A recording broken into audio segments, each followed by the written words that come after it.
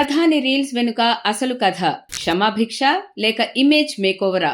ఒక 15 ఏళ్ల అమ్మాయి దేశ ప్రధాని గురించి తీవ్ర పదజాలంతో మాట్లాడింది. దేశవ్యాప్తంగా ఆ వీడియో వైరల్ అయింది. కేసు నమోదైంది. అందరూ ఆమె అరెస్ట్ అవుతుందని అనుకున్నారు. కానీ మోడీ ఆ అమ్మాయిని క్షమిస్తూ ఓ రీల్ చేశారు. దీంతో సీన్ మొత్తం ఒక్కసారిగా రివర్స్ అయ్యింది. నిజంగా ఇది మోడీ క్షమాభిక్షనా లేక దీని వెనుక పెద్ద పొలిటికల్ కమ్యూనికేషన్ స్ట్రాటజీ ఉందా? అసలు కథ ఏంటో ఇప్పుడు చూద్దాం. Neat paper leak. ఈ ఒక్క అంశం దేశవ్యాప్తంగా లక్షలాది మంది విద్యార్థులను రోడ్డెక్కించింది. మొదట్లో కేంద్ర ప్రభుత్వం ఈ ఉద్యమాన్ని అంతగా పట్టించుకోలేదు. కానీ రోజు రోజుకి నిరసనలు పెరిగాయి.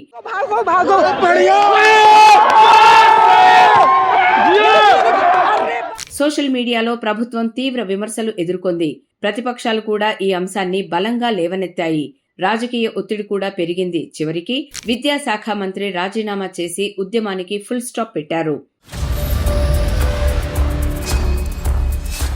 ఇదే సమయంలో ఉద్యమంలో పాల్గొన్న ఒక మైనర్ బాలిక ప్రధాని నరేంద్ర మోదీపై అభ్యంతరకర వ్యాఖ్యలు చేసింది. ఆ వీడియో క్షణాల్లో వైరల్ అయింది. నోయిడా పోలీసులు కేసు నమోదు చేశారు. కానీ తర్వాత ఆమె వయసు కేవలం 15 సంవత్సరాలేనని తేలడంతో కేసును కొనసాగించబోమని పోలీసులు ప్రకటించారు. ఇక్కడితో కథ ముగియలేదు. బాలిక తల్లి మీడియా ముందుకు వచ్చి, నా కుమార్తె తప్పు చేసింది, ప్రధాని క్షమించారు, ఆమెకు కొత్త జీవితం ఇచ్చారు అంటూ భావోద్వేగంగా మాట్లాడారు. ఇదే సమయంలో బాలిక కూడా క్షమాపణ చెప్పింది. ఇక్కడి నుంచే మరో చర్చ మొదలైంది. సోషల్ మీడియాలో ప్రధాని మోదీకి సంబంధించిన ఎమోషనల్ రీల్స్, షార్ట్ వీడియోలు ఎక్కువగా కనిపించడం ప్రారంభమైంది. ఈ మొత్తం ఎపిసోడ్ బాధితుడు ప్రధాని అనే కోణంలో ఒక నరేటివ్ బిల్డ్ అయింది. ఇలాంటి వీడియోలని బీజేపీ నేతలు, కార్యకర్తలు విస్తృతంగా షేర్ చేశారు. ఇదంతా యువతలో పెరుగుతున్న అసహనాన్ని తగ్గించే కమ్యూనికేషన్ స్ట్రాటజీనా అనే అభిప్రాయాలు కూడా వినిపిస్తున్నాయి. ఎందుకంటే ఇప్పటి యువత ఎక్కువ సమయం గడిపేది సోషల్ మీడియాలోనే. అక్కడే రాజకీయ ఇమేజ్లు కూడా రూపుదిద్దుకుంటాయి. అందుకే ఎక్కడా తగ్గని నాయకుడనే ఇమేజ్తో పాటు క్షమించే నాయకుడి ఇమేజ్ను కూడా బలపరిచే ప్రయత్నంగా దీనిని కొందరు విశ్లేషిస్తున్నారు.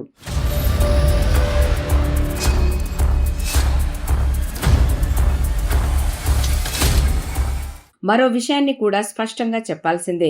ప్రజాస్వామ్యంలో ప్రభుత్వాన్ని విమర్శించే హక్కు అందరికీ ఉంది. కానీ వ్యక్తిగత దూషణలు, అసభ్య పదజాలం ఎవరి పట్ల అయినా సరే ప్రజాస్వామ్యానికి మంచిది కాదు. ఈ మొత్తం ఘటన 2 కీలకమైన విషయాలను గుర్తు చేస్తోంది. ప్రజాస్వామ్యంలో ప్రతి పౌరుడికి నిరసన తెలిపే హక్కు ఉంది. కానీ ఆ హక్కును వ్యక్తిగత దూషణలుగా మార్చిన క్షణం నుంచి అసలు సమస్య వెనక్కి వెళ్లిపోతుంది. ఉద్యమం లక్ష్యం పక్కదారి పడుతుంది. ప్రజలు సమస్య గురించి కాకుండా ఉపయోగించిన భాష గురించి మాట్లాడడం మొదలు పెడతారు. అదే ఈ ఘటనలో కూడా జరిగింది.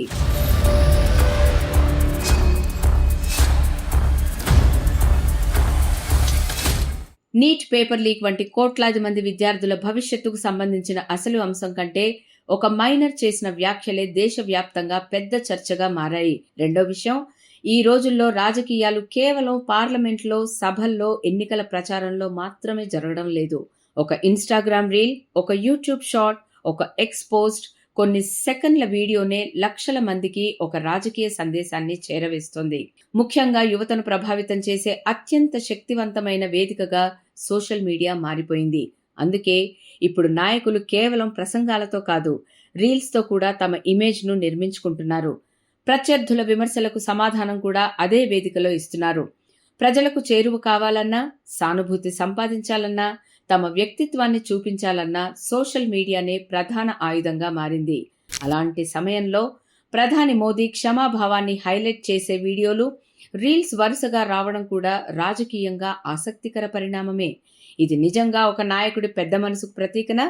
లేక నీట్ ఉద్యమం తర్వాత యువతలో పెరిగిన అసంతృప్తిని తగ్గించి వారితో మళ్లీ భావోద్వేగ అనుబంధాన్ని ఏర్పరచుకునే కమ్యూనికేషన్ వ్యూహంలో భాగమా?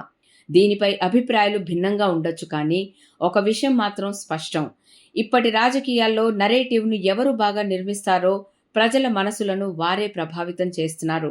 మరి మీ అభిప్రాయం ఏమిటి?